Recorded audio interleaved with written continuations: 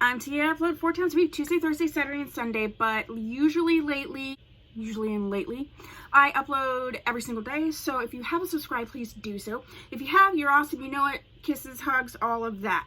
Today I'm doing another Wigs 101 video because not only do I review wigs on this channel, I really try to educate as much as possible to help you live your wig life, express your wigginess. I don't know. I'll figure something out that sounds cute there, but I want to help you with your wigs. So today we're talking about wearing and securing a wig. So I did do like a quick little Wigs 101 tips video on just how to put on a wig. So in this video, I want to talk about how to secure your wig, okay? So let's get started.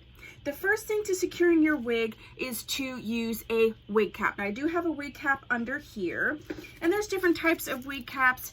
This is just one of the nylon wig caps. This is in a black color. I also have them in sort of these like lighter tan colors. Sometimes depending on the lace, one or the other works a little bit better, but they also do have these mesh wig caps in the black or the tan. I do think that it's important to get wig caps that sort of do match your natural skin tone if possible. You can also do something what's called the bald cap method. That's usually used for human hair wigs.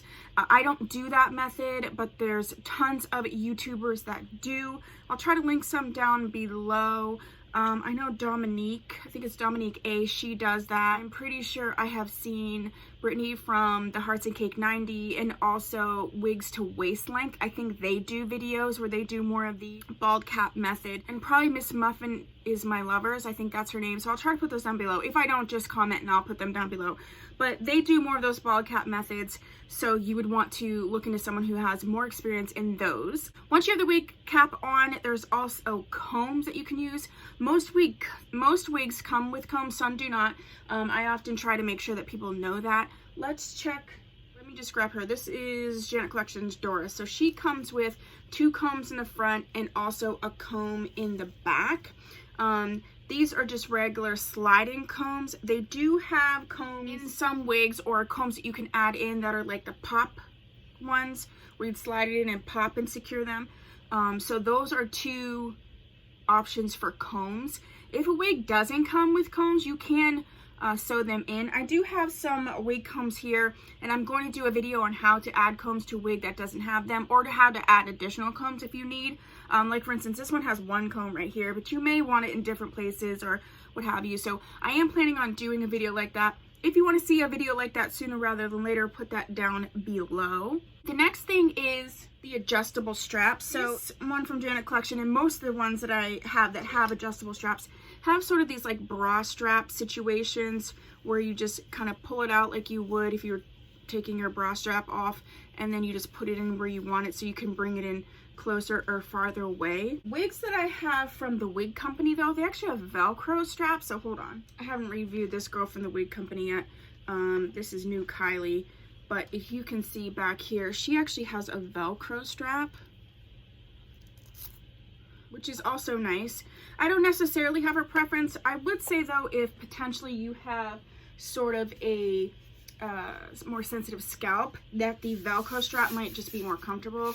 But for the most part, I don't really feel them. Next thing is elastic bands. I don't think I have a wig with me. Hold on. I do not have a wig, but I will put a wig right here that has elastic bands. Wigs like the Daily Wear line wigs from Outre, they have elastic bands. So there'll be an elastic band that's connected on the inside that goes back down around your head that just gives a security.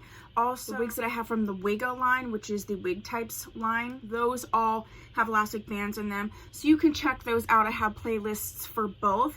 And you can also add in an extra elastic band. It can really help, especially if a wig is too big for you, to sort of pull it and keep it in place. I'm planning to do a video showing how to do that. If you would like that sooner rather than later, please put that down below. The next thing you can do is use a wig grip or wig band. It's the same thing. People call it 2 different things. So this is a wig grip.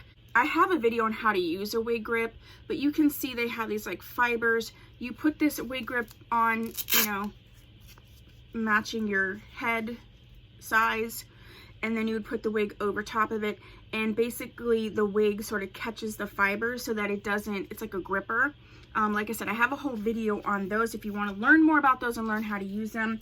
These can be really, really helpful, especially if you're someone who potentially has maybe less hair and you don't want to use the combs, or if you're having some issues with the edges of your hair being a little bit thinner or damaged, you can use them and you wouldn't have to use the combs. Also, if your wig is just too big, that's going to help keep it in place, and also because of the added thickness of the wig grip, it's going to give it a little extra room in order to, like, you know, hold that in place. Next, you can use wig tape. There are some wigs that I have had that have come with wig tape. That's where I got this wig tape. But there's like these little wig tape. It's like a two-sided tape. I did use wig tape for one wig. Ooh, it was, I want to say Motown Tress's Fanita. I love that wig. You should check her out. She was slightly too big for me, and I find that wig tape is good if there's like, if you have like a soft Swiss lace right in the front, it's like lifting, you could put just a little bit of tape there so that it won't lift. If you're someone that doesn't want to like glue your wigs down, that's a great alternative. I used it several times and it worked well. It was secure, but then it also did come up pretty easily. So I definitely suggest that, especially if you're someone that doesn't want to glue your wig down. The next method is to glue the wig down. A lot of people use this gel here called Gorilla Snot. You can also use what they're going to be called Got to Be Glued. I have two different Got to Be Glued gels that you can use. This one is the Styling Spike glue, and then this one is the Invincible styling gel. You can use these two. You can also use Got to Be Glued freeze spray, which is in this bottle here. I have glued my wigs down. I do have a video doing that technique. I have found that I just don't enjoy gluing my wigs down because I do change my wigs so much. I don't use human hair wigs, and I'm a migraine sufferer, so sometimes I feel like if it's glued down and I can't take it off if I need to, like earlier today I had one, luckily it's gone, but I had to take my wig off. So I try to avoid gluing my wigs down, but those are options for you. Last but not least, you can secure your wigs using bobby pins. So sometimes I'll use a bobby pin, right? Like if I have a lace parting wig and I feel like it's not secure, it's pulling up, I would slip this in on either side of the part. You can also slip this in down behind the ear tab, or even sometimes in the back if you feel that you need just a little extra security. So that's also a method of securing your wig. So that's what I have for you. If you have any tips or tricks to securing your wig, please put them down below. If you have any other topics that you would like a Wigs 101 video on, please also put that down below. If you haven't subscribed, please do so. And if you have, thanks so much. I'll see you in my next video. Bye.